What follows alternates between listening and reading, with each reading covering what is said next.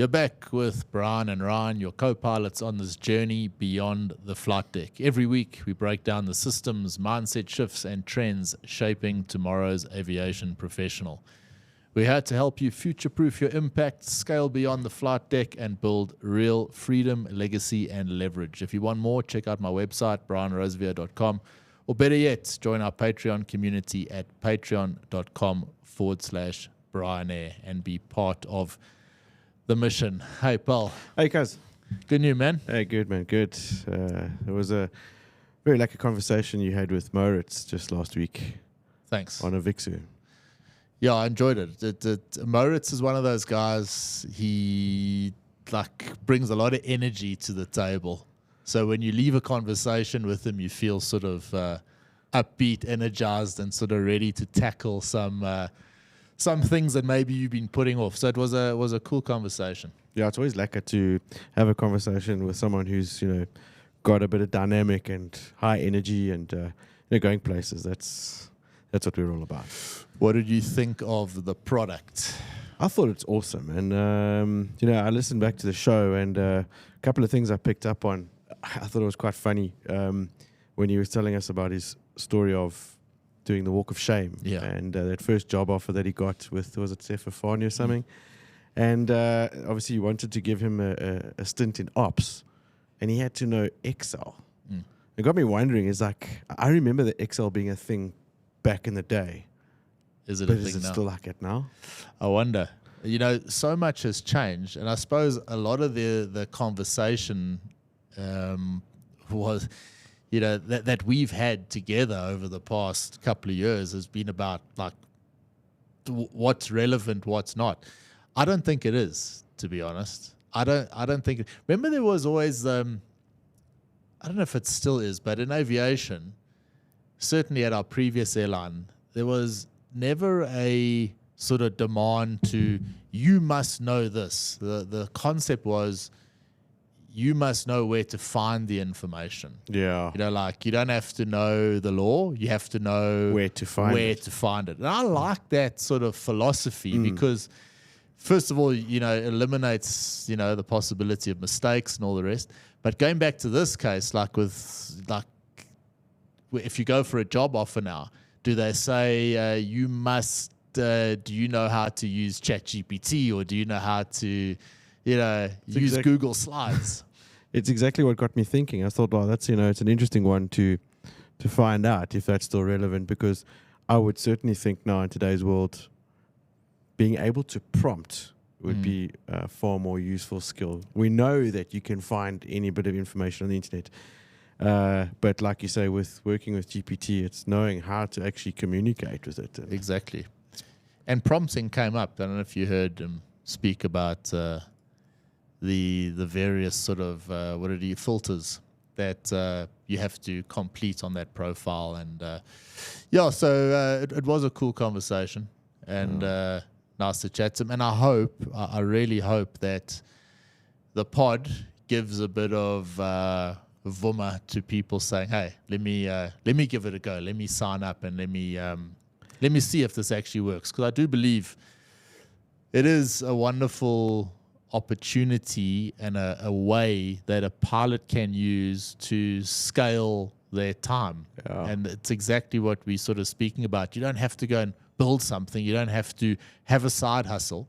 You just have to use whatever you have to the absolute best of your ability. And by filling in that little profile, then you basically, sending your little digital version of yourself out there. It's doing the work while you're with your family on the weekend. And that to me, that's what gets me excited. That's what I love. What I think is fantastic about it as well is that it's a one-stop shop. Yep. You think about someone now having to apply for a myriad of jobs like we did in COVID. You were shotgunning CVs everywhere. To have to fill all those application forms in multiple times is just a hack. This is a once-off thing. What's it, an hour or two of your time spent filling it in, getting your profile looking good there, and A for away. Don't you notice that with a lot of things these days, the more effort you put in at the beginning, like with the setup, even going to a simple thing like a prompt for an AI, the more effort you put into the initial question, the better response you're going to get. So it's just the modern way to think about it. Going back to his walk of shame, do you have a walk of shame? I was one of those very fortunate guys early on. I had something lined up basically as I was finishing my comm. So one of the very few guys that can actually say I was lucky enough to do my comm test on a Saturday, and then I started my first job that following Thursday. Yeah, I'm the same. I was just very fortunate that way. However, later on, I had to start trawling around a bit, and I know that feeling. Going around at a place like Lanseria, from office to office, just dropping off CVs. Just wishing that you were better known or had someone to really lean on or guide you through that. Because you feel kind of swag, going into an office like, yeah, hi, please. It's it's a horrible feeling. It is a horrible feeling. And I guess as well, and going back to that interview, community was a big part of what we spoke about, the community aspect of that platform. But any community, that's why people are part of communities. Yeah. It's the first thing you do. I'm sure where you live, you've got a bit of a WhatsApp community or whatever going on there with the neighbors and all the rest. But, when the lights go off, the first thing you do is your lights off too? Yeah, exactly. Your and my story, everyone, we were lucky. We been mates for a long time, mates during the pandemic, and hey, but what's happening here? Oh. But just quickly, I mentioned it very briefly on the pod last week, but I mentioned the whole Air Japan application. So our company had gone, and we decided, yes. So you go into autopilot mode. Autopilot mode being, if something goes wrong, do whatever the hell you can just to get back to the same position you were. Yeah. You just want to get back flying. Doesn't matter where it is, who it's with, just get back flying. So autopilot mode for us was jumping onto Air Japan website, and starting to fill in a myriad of forms and scans and long story short, in fact, let me throw it to you. As I said, you and I were doing that together. So you tell me what was that all about? No, but that was a hack. I never forget that because I had my computer set up in my kitchen during that whole COVID period for some odd reason, and it was 2 weeks out of that period, just sat there trying to complete all these forms, and 3/4 of the way through the process, I just decided, screw it. Yeah, there's no ways. What's this all for? It left a bitter taste in your mouth, like I don't want to work for these oaks. No, because their forms are so cuck. It was a hack. I mean, everything had to be in a specific format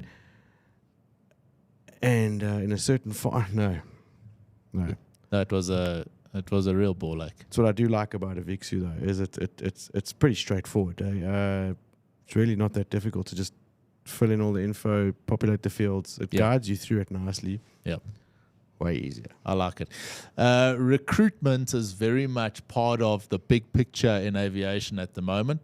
Obviously, talking about AVIXOO, the app, one thing, but there are jobs galore, to be honest, around the world. There's some very, very nice ones.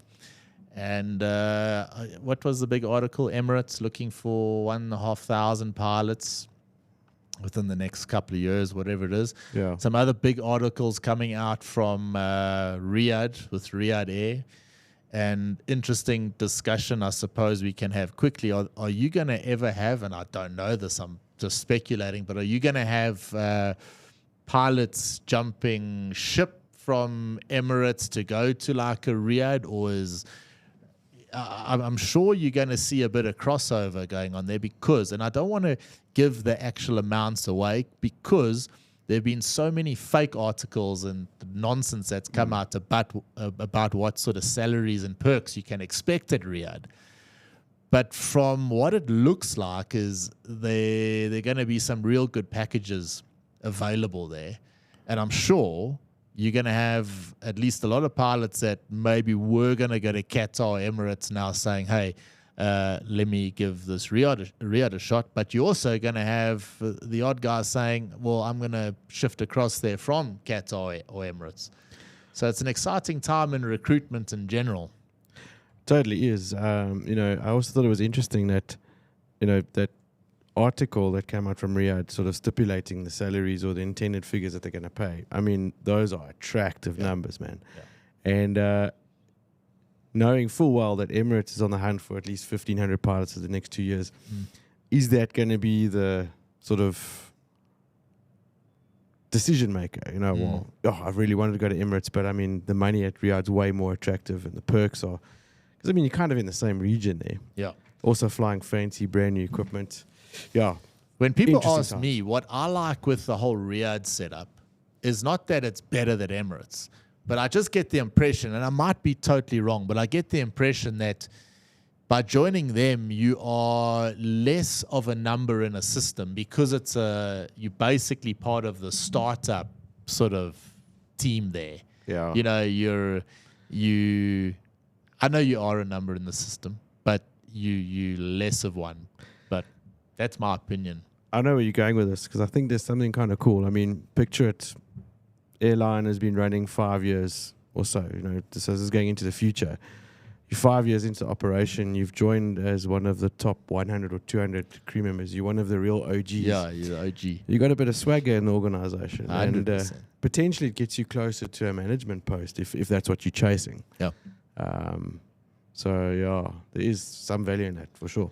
Yeah, I do think it's a cool time. But obviously the two, there's some parallels between these two, but they're two distinct things we need to speak about. So from a AVIXOO application point of view, you're not going to be putting your details in there expecting to get a job at Emirates, as an example, until such time the big airlines sign up for that platform. But ultimately, I do believe that there are guys that are looking for the long-term Emirates, Etihad type of job, but there also seem to be a lot more these days pilots that are looking to say, hey, I don't quite know what's happening over the next couple of years. I'm looking for a short-term gig where I can make a decent amount of money. And that's where that application really comes into its own, because it's tapping into jobs that you might not know about, that you might have to know someone who knows someone to end up finding out about it. But with this, it just opens up. And that's the real value in that application, or that app, yeah. Absolutely, man. I think, it holds real water in the corporate private jet sector right now. I mean, a lot of those guys have a particular rating. You're either, rated on the legacy or Hawker or Global or whatever the case may be. Moritz mentioned it in the show as well, where he had been flying for an operator and they were buying a Global. Yes. Then he had completed the type rating, but then the Global never arrived. So now, then they sell the original airplane. You sit without a job in a short space of time. And now you've got a very valuable rating that you can go and use elsewhere. Those short-term gigs are definitely a thing. I think there's a group in the States. It's a big Facebook group called Private Jet Pilots. And these guys kind of like advertise it. And, going back to the community thing, what better way to communicate the perks of certain gigs that are available other than picking up the news inside the community? Yeah. It's something cool, and we're going to watch it closely and see where it goes. He did have quite a nice little. He mentioned 3 words that are critical that kind of work for everything, and I want to go through that now: visibility, credibility, and influence. It was he spoke about it in a nice way. So why does a pilot need those 3 things? Why are they important? And let's listen to what Moritz had to say about that. These are the 3 things that I identified. Okay, you have to have visibility, credibility, and influence. Okay, So let's look at them individually, okay? If no one knows you exist, if no one knows you are looking for something, okay, how the hell is anybody going to hire you? Okay, they don't even know you're there. So that's where our platform is brilliant. Okay, so some pilot asked me the other day, but what if there's 200,000 people on your platform? How are they standing out? Well, that's the beauty of the filters, because the filter will not show your face to the recruiter if you are not a match with them. So that's doing two things. It's actually giving you real visibility. Visibility isn't me showing you to 10,000 people. It's showing you to the 5 people that you are right for. Okay. That's the one thing. The second thing is I'm helping the recruiter by already filtering out the people that is not a match for their operation. So that's the first thing. Okay. So if you're not part of AVIXOO, the question is, why not? Are you honestly looking for a job? You have nothing to lose to be part of that. Okay. The second thing is we have to look at credibility. That's why we ask you to upload all your documents, upload your licenses, upload this, because all of these things are giving you credibility. Another thing that gives you credibility, we have the option for you to verify your identity. Because some companies said, okay, when I match with someone, I can't see their name. So how do I know I'm seeing a real person there? And I'm going to match with Johnny and not with Boeing Pilot 333, for example, as a username. Well, you have the option to verify identity. We look at your passport, ID, or driver's license. And then once that's a pass, once it's okay, as crew, we share our documents around the world with everybody, including our passports, including our visas, everything. So the first question I had to ask myself, what if the company leaked your document?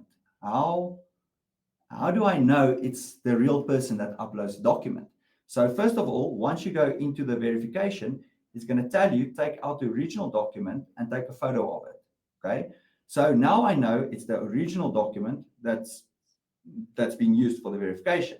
But the second thing is, how do I know that document hasn't been stolen and someone else is doing it? So now we take a selfie of you and it's comparing the face onto the document. And now I can say with certainty, this should be the right person. And then we hard code the name into the system so the crew cannot change the name anymore.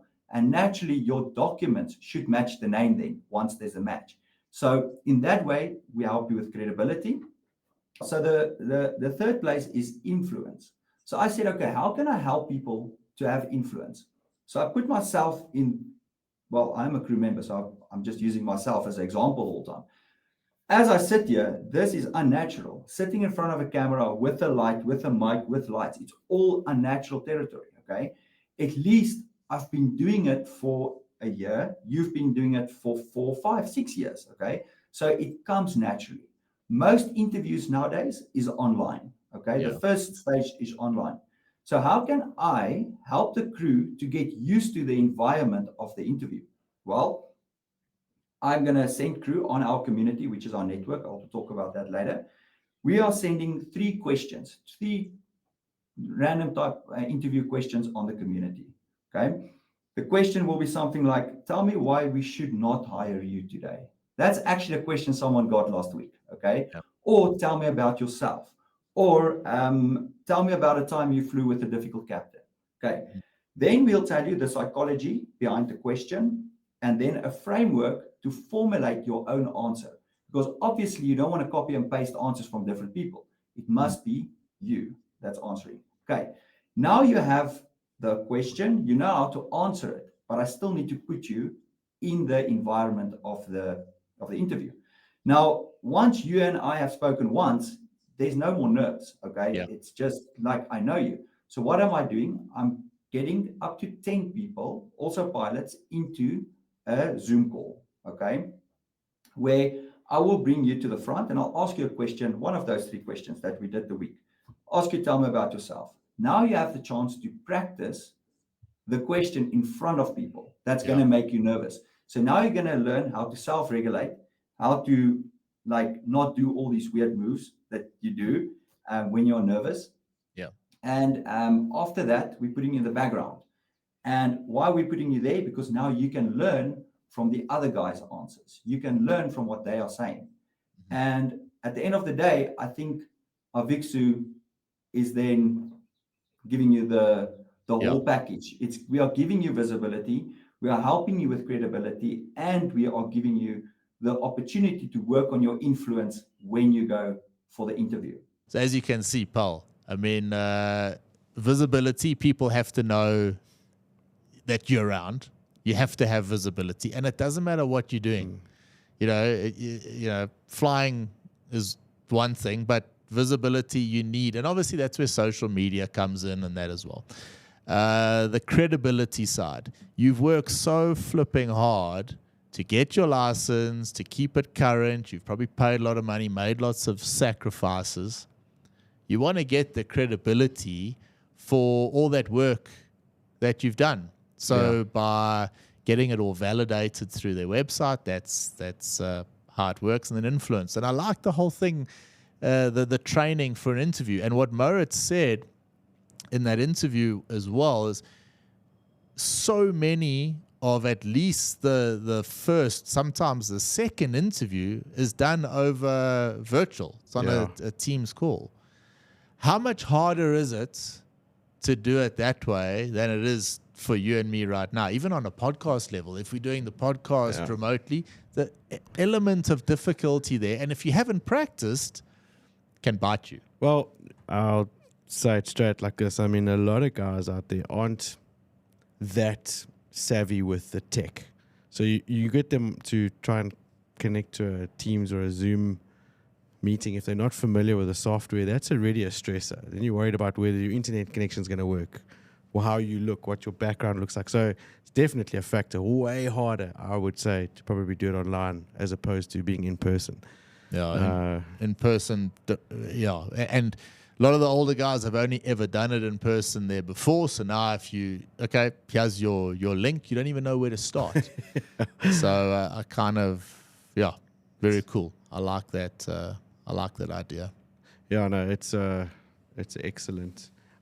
One thing I noticed as well is they're quite particular about verifying the information, which is what I liked as well, because you can't discount the importance of security with your online information nowadays.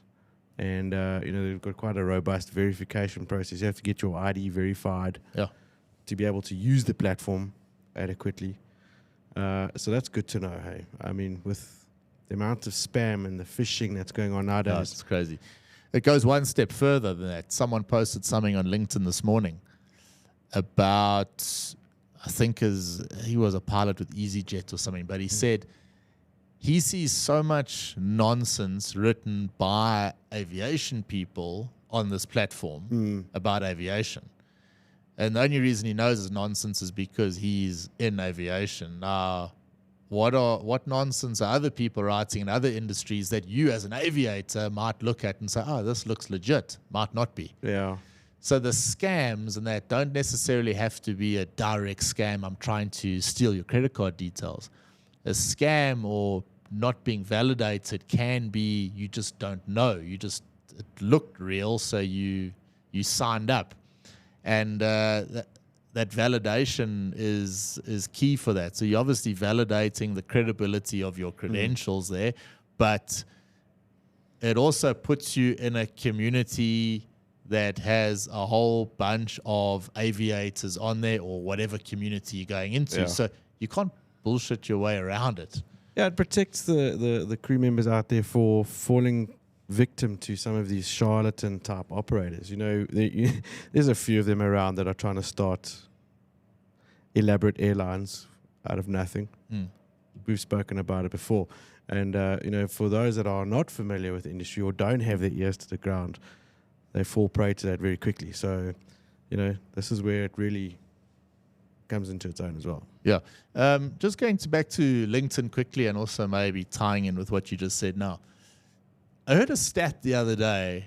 I think Daniel Priestley said it or something. It was something like, I think it's 1% of people on a platform like LinkedIn actually post. Yes. So, I mean, first of all, let's just look at that quickly. if you're going to the credibility side, you're trying to build credibility for yourself. LinkedIn was one of the places you could do it. You'd write on there, you'd post things and all the rest.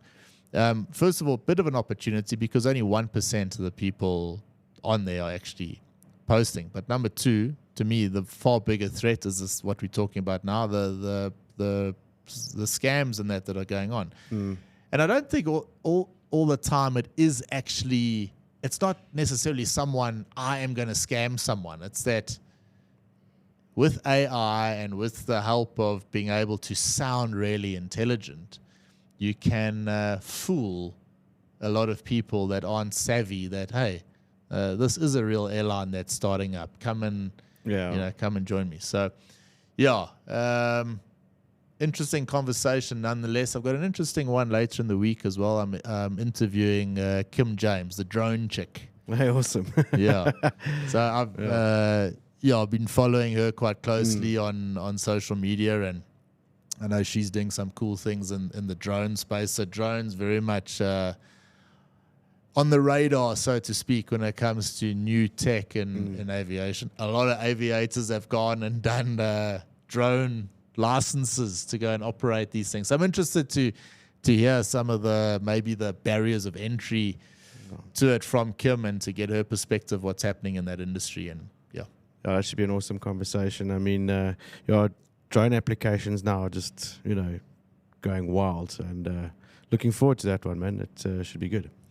I think it will be good. And just to basically end off, old Moritz, keep doing what you're doing with your platform. And why we're talking about it here today is because it's what I like to call an interstellar echo. I know it sounds corny, but it's something that you can do that works for you while you are doing whatever it is that you want to do. And I just love that. I think that is, if you can build as many of those sort of things in your life, you start to see the benefit of it. So I highly recommend take this little opportunity. If you've got a pilot license, go throw it in there and see what the app does for you. But that's a wrap for today's insights. If it sparks something in you, pass it on to a fellow aviator, and make sure you subscribe to support the movement and access more tools to future-proof your impact. Head on over to my website, because this isn't just a podcast. This is how aviation professionals rise above turbulence and build a life on their own terms. Thank you, Paul. Awesome, guys. Catch you later. Ciao. Bye for now.